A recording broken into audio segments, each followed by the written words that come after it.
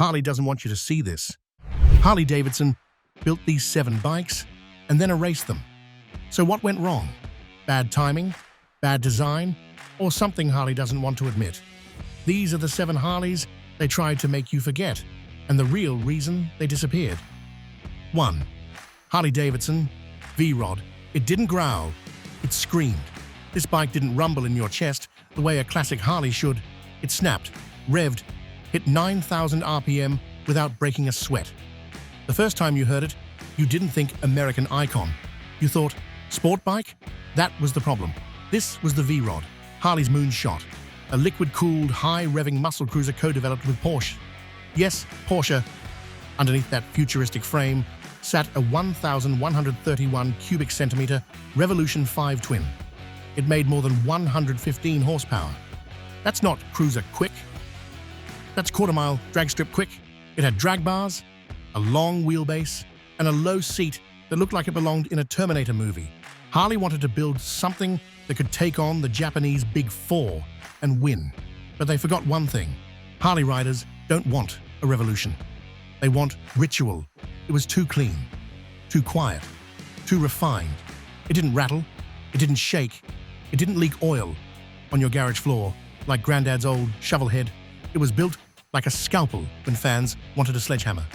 And younger riders, the ones Harley hoped would buy in, they looked at the badge and turned away. It was too expensive, too heavy, and still, in their eyes, too Harley. So it sat, in showrooms, in corners of dealerships, admired but not loved. Eventually, Harley pulled the plug. It wasn't a bad bike, far from it. It might have been the most advanced machine Harley ever built, but it failed the one test that mattered. It didn't feel like a Harley. 2. Harley-Davidson XR 1200. It didn't cruise, it attacked. From the moment you sat on it, you knew this wasn't built for poker runs or leather vests.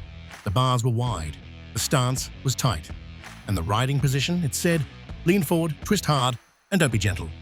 This was Harley's answer to a question no one expected them to ask. What if we built a sport bike for the streets? The XR 1200 was inspired by Harley's own flat-track legend, the XR 750. But this was no museum piece. It was powered by a 1,200 cubic centimeter Evolution V twin, upgraded with high compression pistons, oil-cooled heads, and an ECU that gave it sharper response than anything else in the lineup. It made around 90 horsepower. Not outrageous, but enough to surprise anyone expecting a lazy cruiser. It revved faster than you'd think. It braked harder than expected. And the shower suspension? Fully adjustable. The XR wasn't just different, it was good. But being good wasn't enough. It had one fatal flaw. It didn't fit. Cruiser guys didn't want it. It looked strange. It sat too tall. It felt too twitchy. No chrome, no fairings, no growl, just a flat black tank and a mission to carve corners. And the sport bike crowd, they saw the bar and shield and kept walking. To them, this was a Harley trying to act cool at a sport bike meet. And nobody bought the act. Dealers didn't know how to sell it. Customers didn't know what to compare it to. And Harley, they quietly let it fade away. No farewell tour, no grand send-off, just a bike that came, handled like hell, and disappeared. Today, the XR 1200 is a cult classic, a bike loved by those who actually rode it, not just stared at it. It proved that Harley could build a corner carver, but also proved they shouldn't try to be something they're not. It wasn't a failure of engineering, it was a failure of identity. Enjoying the video? Consider liking the video. 3. Harley-Davidson Street 750-500. This was supposed to be the future. For years, Harley's customer base had been aging. The company needed something younger, lighter, more affordable, something that didn't come with saddlebags and a mortgage, so they started from scratch. Enter the Street series. 2 models, the Street 750 and the even smaller Street 500. Both featured liquid-cooled V-twin engines. Both were narrow, nimble, and stripped down to the bare essentials. And both were aimed at new riders who didn't care about tradition. They just wanted something cool to commute on. The 750 made just over 50 horsepower. The 500 barely 30. But that was the point. These weren't meant for highway domination. They were urban weapons. Lightweight, low seat height, low price. You could park them next to a coffee shop without looking like a cosplay pirate. Harley even gave them a modern edge, dark finishes, LED touches, a clean, almost cafe-style silhouette. And they were cheap. The 500 came in under $7,000 new. It should have worked, but it didn't, because in chasing a new audience, Harley alienated the old one and failed to impress the new. Loyalists called it a fake Harley. No noise, no presence, no chrome. And younger riders, they took one look at the quality and walked. The paint felt thin, the brakes were soft, the whole thing just felt unfinished. Even worse, other brands were doing it better. Kawasaki had the Z series, Honda had the CBs, Yamaha had the MT family, all faster, all more refined, and most, somehow, still cheaper. The Streets weren't bad bikes, but they weren't good enough to break through. Eventually, Harley pulled the plug. Production ended in North America, then globally, the Streets faded out quietly, never getting the moment they were built for. Today, they sit at the bottom of used listings, forgotten, cheap, and oddly kind of rare. A reminder that you can design for a new generation. But if you miss the feeling, no one follows. 4. Harley-Davidson Dino series. It shook. It roared. It misbehaved. The Dino wasn't just a motorcycle.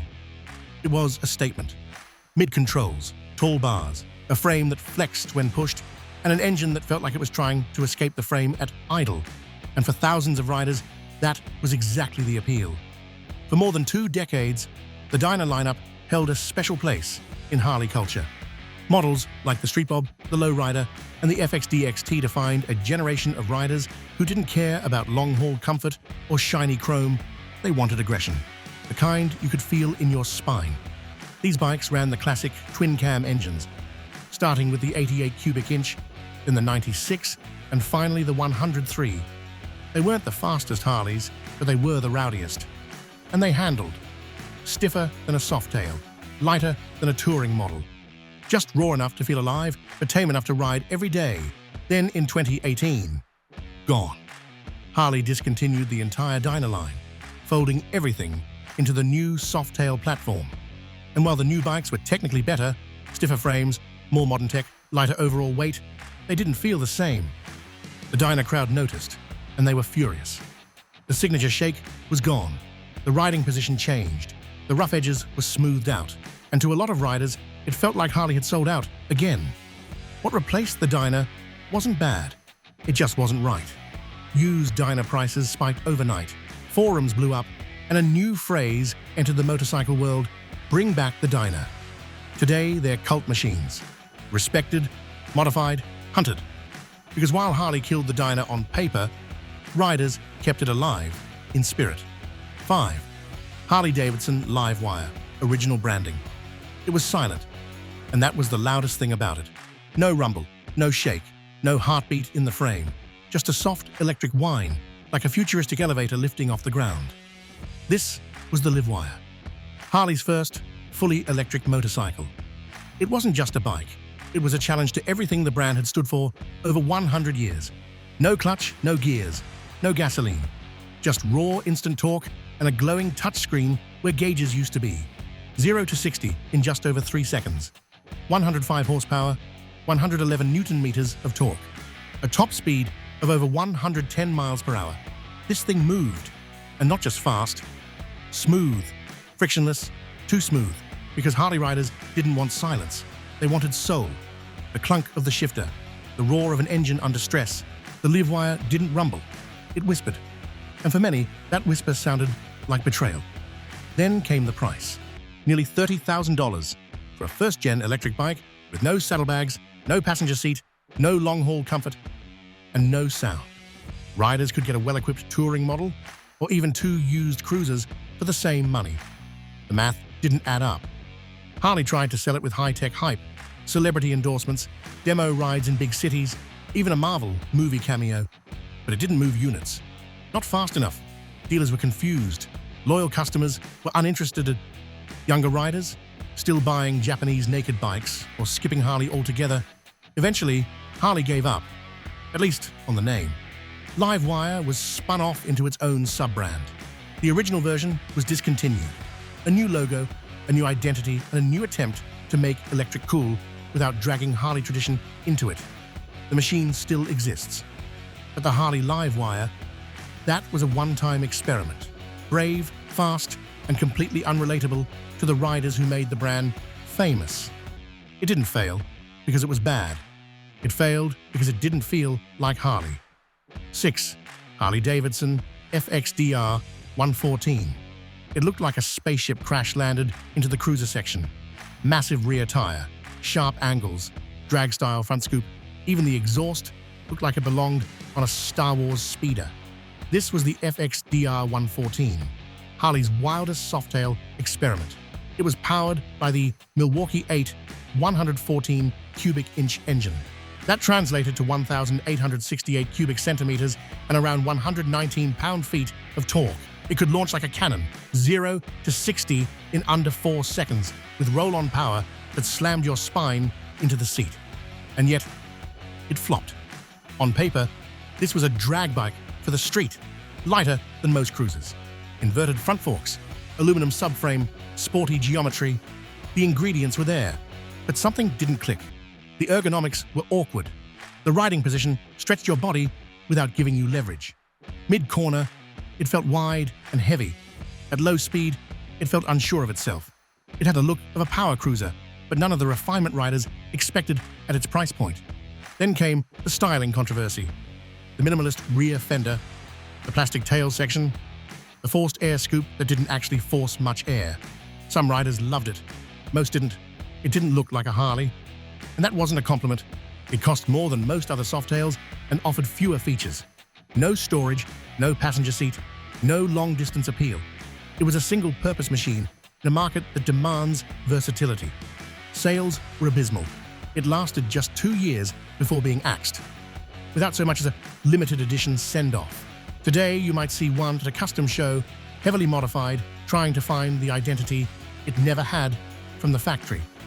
Because in the end, the FXDR wasn't too radical. It was too confused. 7. Harley-Davidson Dino Superglide and the Dino line. It didn't just ride, it rumbled. The Superglide was the heart of the Dino line.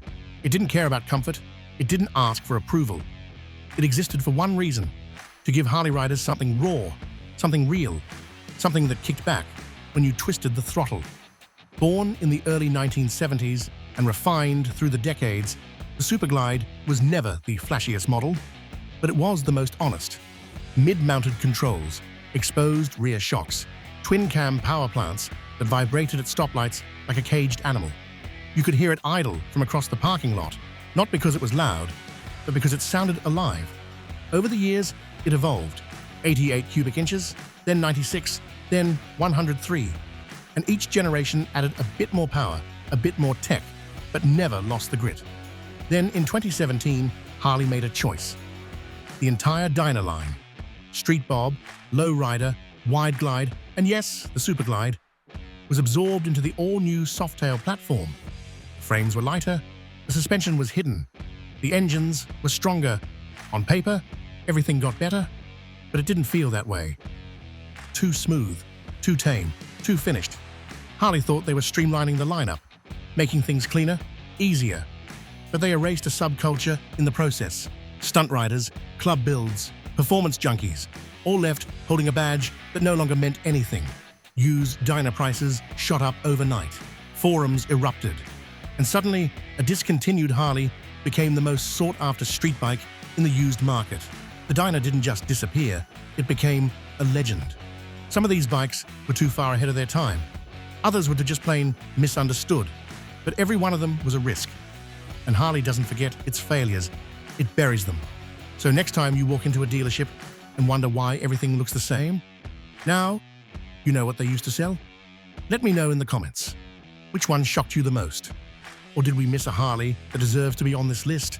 Hit like, smash, subscribe, and we'll see you in the next one, where we dig into the most overrated motorcycles ever made.